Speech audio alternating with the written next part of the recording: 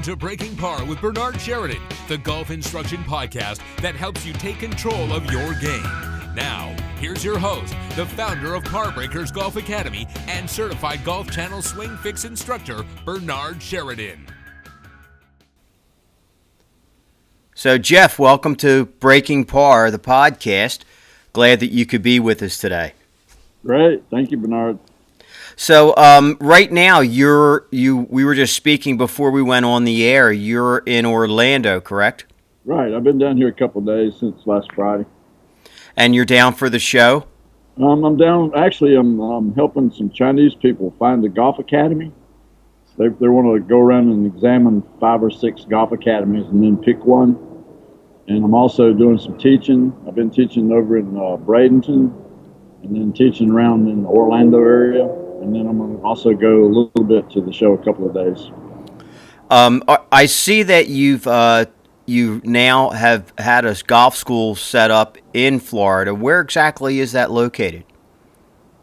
That was Lake Mary at the Timaquan Club. I was working with an academy over there owned by some Chinese people. And since then, I'm actually not still there, but I teach in China now twice a year for 30 days. I'm going to China next on February the 2nd. So I'll be teaching in Hainan Island during February.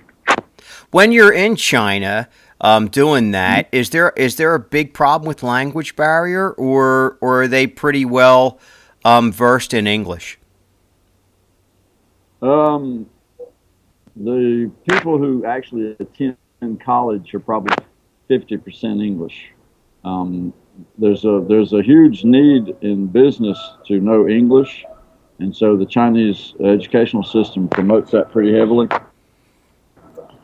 Some of the road signs are actually in English in China. You'd be surprised to know. There's always somebody nearby who's fluent in both English and Chinese that can help you. Of all the students that I teach a fair number of young students who hadn't had the college experience yet, and they're not really, you shouldn't really expect them to know English. But among the Chinese students that live and play golf in the Beijing area under 15 years of age, my experience has been that they're 50-50 fluent in English. So, we already won the war. Well, yeah, that's... English is worldwide, and we need to stop calling it English. We need to start calling it American, because the English don't have anything to do with it. Right. Americans. But no, yeah, and even if somebody's not fluent in Chinese, over the last 25 years of teaching golf around the world in 21 countries, I've become pretty adept at pantomime teaching. I can teach without speaking at all. Gestures, so thumbs up, thumbs down, do this, don't do that. Sure. I'm teaching movement, and so you can demonstrate a movement, you can show a bad one, you can show a good one, you can talk cause and effect. There's a whole lot you can do without speaking any language whatsoever.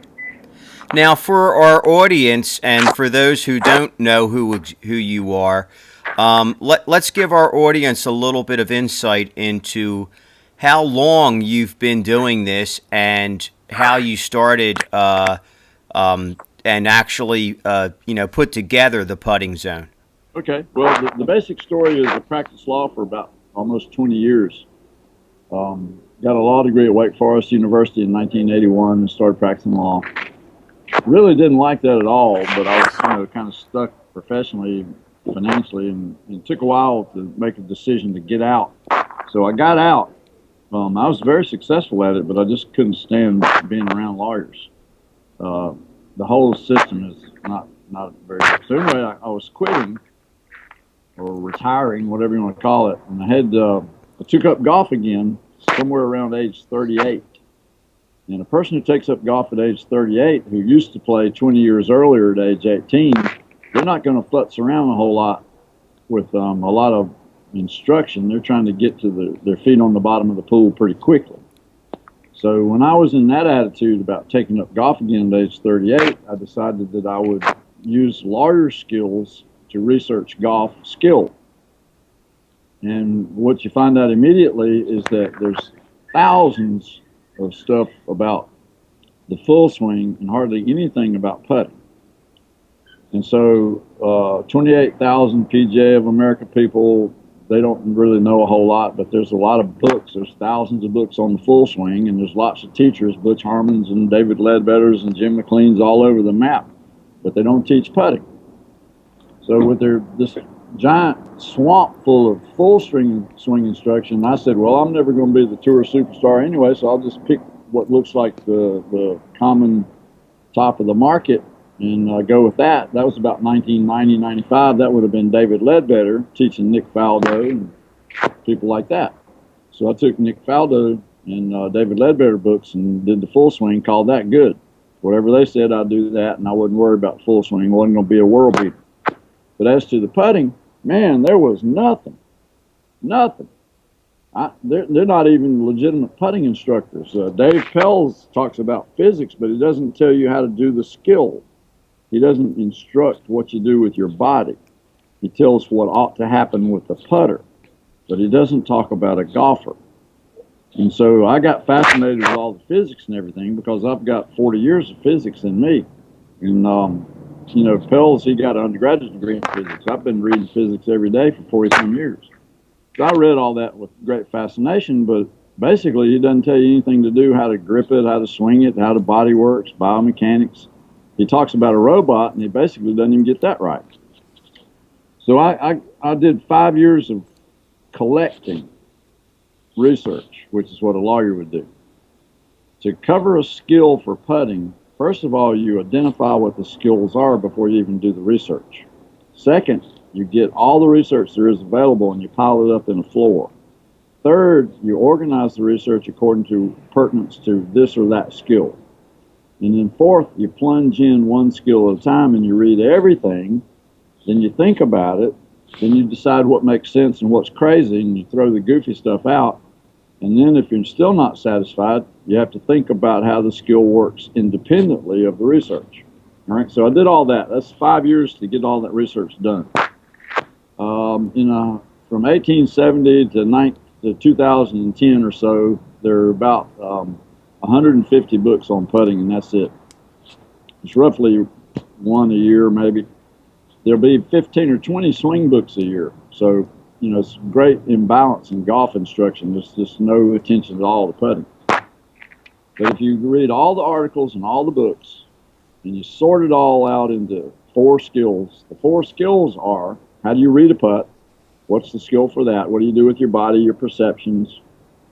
How do you aim a putter? What do you do with your body? What do you do with the perceptions? How do they work? What do you do for stroke, for line control? How do you do setup? How do you do grip? How do you do movement? How do you manage the putter so that the ball goes where it's supposed to for line control? And then how do you do distance control? Those are the 4 skills. How do you do your tempo and rhythm, and you manage the velocity of impact of the putter head against the ball so that it will go the right distance across a certain green speed and uphill, downhill, and in 10 yards and 30 yards, that sort of thing. So those are the skills. And when you pile everything up on the floor and then sort them into buckets, and then you poke your head down in the bucket to get started on the skill for reading putts, you get a very rude shock. In the entire history of golf, there's only been one man that wrote a book about how to read a putt, and he died back in 2000 or so. He was an Air Force colonel from Texas, and his book was written in 1984, and nobody even knows the name of it if I hadn't told them. So there's nothing for reading except for this great, nice book, 200 pages of physics and greens agronomy and charts and all kinds of stuff about how you look at green speed and slope and distance and find out where to aim your putter for break. Fabulous, nice book, blah, blah, blah. Nobody's ever even heard of it. You stick your head down in the distance control bucket, and there's nothing in there whatsoever except a little sticky at the bottom put down there by Paul Azinger when he was commentating on the 2010 British Open. He saw Tiger hit a putt, and he said, "Man, look at that touch. You can't teach that. You have to be born with that." That's the sticky at the bottom of the touch bucket. In the entire history of golf, nobody's even lifted a finger to try to figure out how the body works for distance control. Bobby Jones said that in the 30s. He said timing and tempo and rhythm are the most important part of golf, and nobody knows a blessed thing about it. Still true today. Nobody in golf history has ever tried to figure out distance control. There's a couple of drills for it, but other than that, nothing. For aiming, the key skill for aiming is what happens when you stand beside the ball at address. And in golf, everybody's really uneducated about what is the skill that's required to learn. They think that you're supposed to be pointing your putter at a target off in space somewhere and have a skill for that from beside the ball. But that doesn't make any sense. The real skill, the one you really need, nobody in golf even knows how to describe it. That skill is how do you determine accurately with your perceptions where any putter face aims 20, 30, or 40 feet across sideways. How do you do your body to run your eyes in a straight line sideways so that that line on the ground matches the aim direction of the putter face? If you have that skill, you can always find out where any putter aims, and then you can point it this way and then check it and see what you think. And if it hits the intended target 30 feet away, good. But if you don't have that skill, you can't even point putters. But people in golf, they think you're supposed to be pointing your putter from beside the ball, and that's just, they don't know anything about it. Can't talk about it. All right, so then what do you got left is the stroke bucket. And everybody's got an opinion because they're all teaching what their daddy taught them or the stroke that they learned at age 13 that served them well when they played as a professional or something like that. Nobody's thoughtful about the human body. Nobody even defines the purpose of the stroke. I'll say a sentence, and I defy you to find it anywhere in golf history. The purpose of the stroke is to roll the ball wherever the putter face has been pointed, period. Any way you can get that done is fine. There isn't a specific method. The only reason you would teach a method is for some other reason. But if you want to sink a putt, and you read the putt, and you aim a putter, the only legitimate stroke is one that rolls the ball exactly wherever you have pointed your putter. Or why do you bother reading and aiming? Okay, so that's not even taught in golf. If you actually say, well, that doesn't make any sense, everybody sinks putts. Well, they don't know how to aim their putters. I know that. They might make a stroke that actually accomplishes what needs to be done in the external world so that the putt actually sinks. But boy, do they know what stroke that is? Do they know how they came up with it? No.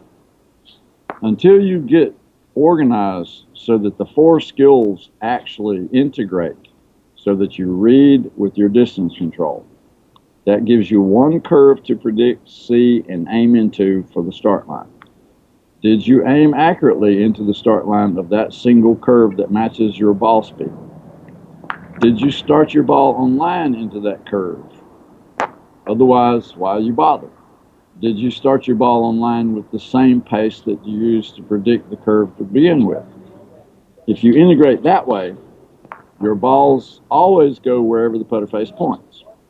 And your stroke is very simple because it's not hard to get a stroke method, grip, stance, swing path, blah, blah, blah, that will do that. You just have to know that that's what you're trying to get done. Now, when you get to distance control, which is basically the glue that makes everything fit together, that's basically animal intentionality to send the ball as far as the space and no farther. That animal intentionality sets your body up to choose the size and vigor and force of the stroke, but then the stroke occurs in the context of a tempo and a rhythm, a back and a through with a given quickness. It could be a back and a through, that would be a fast tempo, or a relaxed tempo would be back and through. So the tempo is the quickness. The preferred tempo is a relaxed tempo. And the rhythm is the same time back as you go through. None of this short back smack through that people knuckleheads teach today. That'll ruin your distance control. They don't even know why they teach that.